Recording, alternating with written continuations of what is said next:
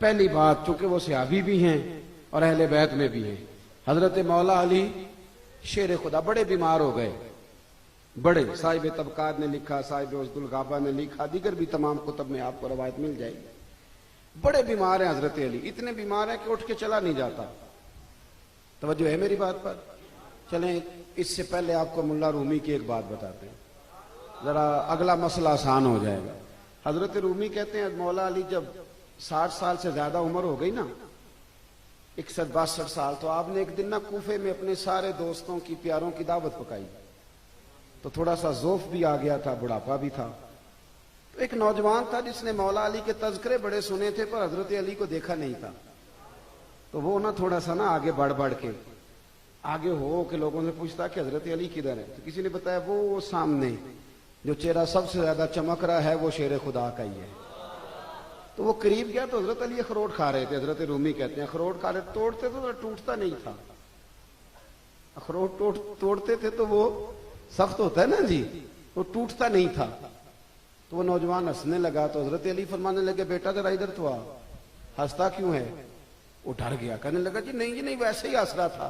आप फरमाने लगे डर ना, क्यों हंसते हो, बोल। कहने लगे जी नहीं हुजूर माफ करें। वो आप फरमाने लगे अगर तू नहीं बताता तो मैं बताऊं तो क्यों हंस रहा था?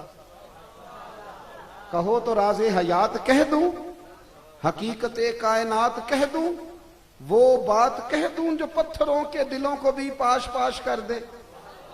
कहा मैं फिर बताऊं, इत्तकू फिरासतिल मोमिन फइन्नहु यंजुरू बिनूरिल्लाह, रवाहु तिरमिजी। नबी पाक सलाम ने फरमाया मोमिन के सामने ना ज्यादा डिंगे ना मारा करो, ज्यादा कहानियां ना सुनाया करो, बल्कि उसकी फिरासत से डरा करो, वो अल्लाह के दिए हुए नूर से देखता है। कामिल मोमिन अल्लाह के दिए हुए। हमारी बहुत सारे लोगों से बात होती है, अल्लाह जानता है बड़ी कहानियां सुनाते हैं, वो समझते हैं शायद सामने वाले को किसी बात का पता। अल्लाह के तिरमिजी में हुजूर ने फरमाया मोमिन नरम दिल होता है तो सामने वाला उसे बेवकूफ भी समझ लेता है। हालांकि वो क्या होता है, उसका दिल नहीं है कि वो डींगे मारे, कोई कहानी सुनाए, पर सामने वाला समझता है शायद इसे किसी शय का पता ही नहीं। हजरत अली कहने लगे मैं बताऊं? नौजवान मेरी बात पे तवज्जो करे, मैं बताऊं? का बताइए।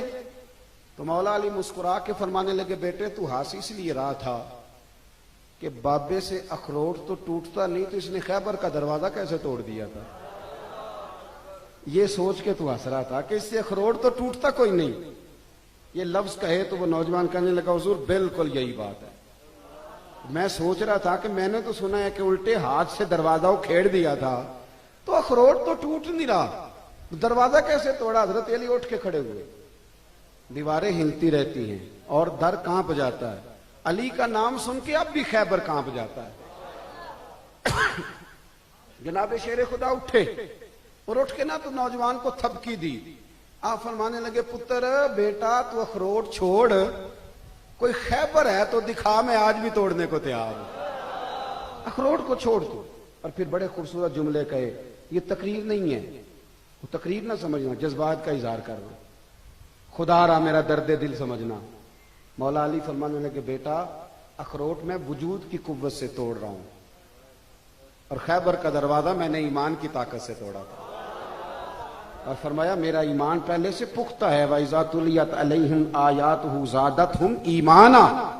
फरमाया ईमान में तो मेरे दिन ब दिन पुख्तगी है, मैंने वो ईमान की कुव्वत से तोड़ा था। और फरमाया कोई खैबर है तो मैं आज भी तोड़ने को। यहां मसला पता क्या है, देखे ना, यहां से हमें अब्बासी साहब का फोन गया, वादा हो गया। दो किस्म के लोग होते हैं ना, मैं बच्चों को अक्सर बताता हूं, मैं कहता हूं जिस मौलवी ने रेट तय किया होता है ना 40,000, उसको बड़ी टेंशन होती है, कहता तुसां ते फलाना शहर दसिया सी ते हुण ते 5,000 मेरा वध गया है। लेकिन जिस बंदे को अल्लाह ये शौक दे देना कि मैं दीन के लिए निकला हूं, तो वो फिर जितनी गलियां गुजरता है ना उसका ईमान गवाही देता है कि यार ये सारी चीजें कयामत में तेरे मोमिन होने की गवाह बनेगी कि तू अल्लाह के दीन के लिए निकला था। आप में जब ईमान की ताकतें होती हैं तो जीना आसान हो जाता है। मेरी कौम का मसला आज ये है कि इन्होंने उम्रे के टिकट की तो कुरानदाजी शुरू कर दी। मैं उसे नाजायज नहीं कहता, वो जायज है। उम्रे की टिकट की तो कुरानदाजी होने लगी, लेकिन वो जो मेरे नबी पाक ने फरमाया था तुम्हें पता चल जाए कि पहली साहब का सवाब कितना तो तुम कुरानदाजी करो, वो कब होगी? वो टाइम आना है कि नहीं आना? वो किस दिन, चूंकि वो हुजूर ने फरमाया है, वो जो हजरत अब्दुल्ला इब्न उमर ने कहा था तुम्हें पता चल जाए कि अजान का सवाब कितना, तुम कुरान अंदाजी करो। और वो जो फरमाया था हजरत मुजाहिद ने कि तुम्हें पता चले मस्जिद में झाड़ू देने का अजर कितना है। किस काम का जी? कहां? नहीं, वो तो कारी साहब की ड्यूटी है ना, साड़ी तो नहीं ना। मस्जिद में झाड़ू देने का अजर कितना है? तो फरमाया तुम कुरान अंदाजी करो कि आज मैंने देना है। ईमान को पुख्ता करें। ये जो कच्चे पक्के लोग होते हैं ना, बीच में रह जाते हैं। तो मुस्नद इमाम अहमद में तबकात में उसदुल गाबा में हजरत मौला अली बीमार हो गए, बड़े शदीद। हजरत उमर का जमाना खिलाफत था, इतने बीमार हुए कि उठ के खड़े होते तो टांगे कांपती। हजरत साद बिन नबी विकास तीमारदारी करने गए तो मौला अली शेर खुदा करमल्लाहु तआला वजहुल करीम से फरमाने लगे, अली यार तुम तो बड़े कमजोर हो गए हो, मुझे लगता है इस बीमारी में बचोगे नहीं।